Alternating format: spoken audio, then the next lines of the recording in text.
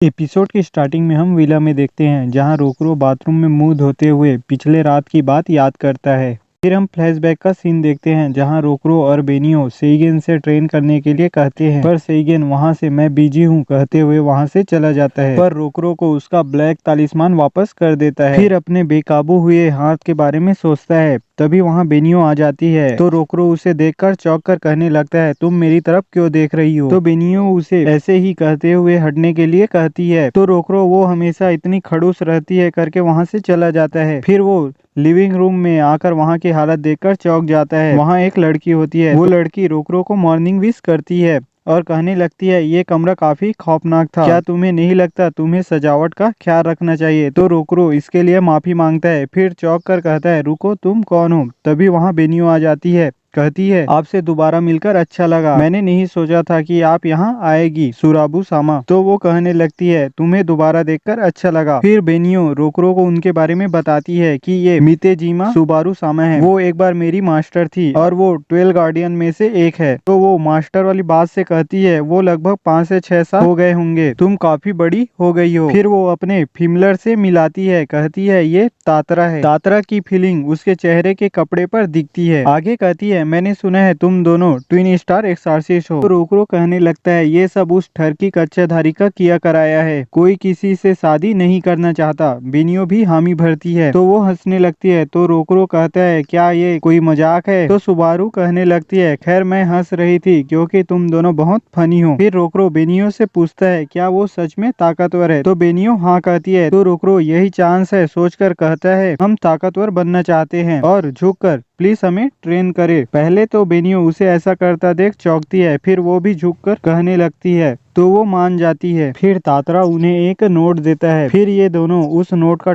Instruction जिसमें इन्हें कहीं जाना होता है। बेनियो उसे मैं देखती हूँ कहती है कि तुम और तुम्हारी दिशा देखने की खराब समझ। तो रोकरो चिल्लाने लगता है कि मैं नक्शा पढ़ सकता हूँ, पर इन द एंड वो दोनों गलत जगह आ जाते हैं। तो रोकरो बेनियो को वो नोट दे देता है। फिर वे लोग एक मॉल के पास आ जाते हैं जहाँ एक वर्कर उन दोनों को वेलकम करती है, कहती है, सुबारू सामा ने हमें बताया कि आप आ रहे हैं। रोकरो उस जगह को देखकर चौंक रहा होता है। फिर हम रोकरो को देखते हैं जो ड्रेस चेंज कर लेता है और कहता है, हमें किस तरह का ट्रेन करने वाले हैं। फिर वो बेनियो को देखकर कहता है कि वो बिल्कुल अलग लग रही है। फिर उसके हथियार को देखकर कहता है, भूल जाओ, ये अब भी वही है।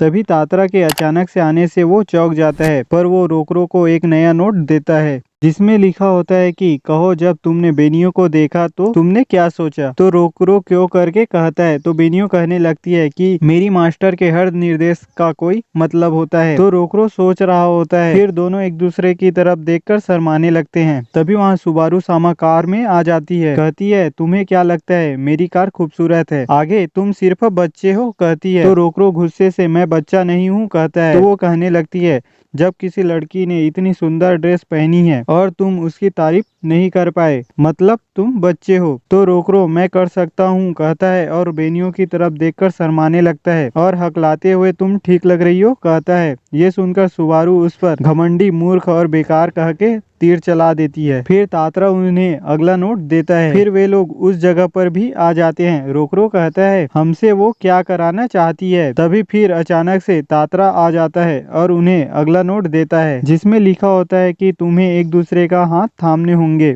तो रोकरो क्यों करके चौंकने लगता है। तो बेनियो अपनी मास्टर की तारीफ करते हुए कहती है, जरूर इसका कोई मतलब होगा, और अपना हाथ आगे करती है। तो रोकरो भी इसमें कोई बड़ी बात नहीं कहते हुए अपने हाथ को आगे बढ़ाने लगता है, पर बेनियो को देखकर वो शर्माने लगता है। बेनियो भी शर्माते हुए इसमें कोई बड़ी बात नहीं कहती है। तो रोकरो और चौंकने लगता है कि वो भी नर्वस है। तभी उनका हाथ एक दूसरे से टच हो जाता है तो वे दोनों चौंक कर दूर हो जाते हैं। रोकरो कहने लगता है, ये कैसे ट्रेनिंग हो सकता है? क्या वो सच में 12 गार्डियन में से एक है? तो बेनियो उन पर शक मत करो, कहती है। रोकरो कहता है, तो तुमने उसके साथ किस तरह की ट्रेनिंग की है? तो वो कहती है, मास्टर ने मुझे अच्छा सिखाया है, और रोकरो को बताने लगती है। फिर हम फ्लैशबैक का सीन देखते हैं जहाँ सुबारू उसे सिखाते हुए कहती है, याद रखो कभी भी उन पागल लड़कों के चंगुल में मत फंसना जो तुम्हें ले जाने की कोशिश करें। अगर उनमें से किसी ने तुम पर चाल चली तो उसे अच्छे से मजा चखाना। फिर हम अगली ट्रेनिंग में देखते हैं जहाँ वो कहती है, इस दुनिया से मुझे एक ही चीज का दुख है कि यहाँ अच्छे मर्दों की कमी है। मेरे लिए दुनिया में परफेक्ट मर्द कहाँ है। और आगे बेनियो से कहती है, क्या तुम सुन भी रही हो। फिर हम प्रेजेंट में देखते हैं जहाँ ये सब बताते हुए वो ही शौक में चली जाती है। तो रोकरो ये एक ट्रेनिंग बकवास है कहता है। तभी वहाँ सुबारू आ जाती है, कहती है अगर तुम सीरियस नहीं हो तो जा सकते हो। तो बेनियो पूछने लगती है ये किस तरह की ट्रेनिंग है। तो सुबारू सामा उसे अपने बातों में फंसा लेती है। तो बेनियो ट्रेनिंग के लिए मान जाती है। तो वो गुड लक कहकर वहाँ से चली जाती है। फिर सीन शिफ्ट होता है, हम रेस्टोरेंट में देखते हैं जहाँ एक लवी डबी कपल को देखकर ये दोनों इरिटेट हो रहे होते हैं और इनका टास्क भी उन्हीं की तरह एक दूसरे को केक खिलाना होता है। सुबारू उन्हें बाहर से देख रही होती है। हाँ, किनाको कहता है आप बेनियो सामा से ये कैसे करा सकती हो। फिर हम बेनियो को देखते हैं जो केक लेकर रोकरो को खिलाने की कोशिश करती है पर वो शर्मा रही होती है। रोकरो मैं ये नहीं कर सकता करके उठ जाता है और सुबारू के पास आके कहने लगता है तुम हमसे क्या कराना चाहती हो। वो कहती है जो नोट पर लिखा है। अभी तात्रा उन्हें अगला नोट दे देता है, इसमें तुम्हें किस करनी होगी लिखा होता है। ये पढ़कर वे दोनों लाल हो जाते हैं।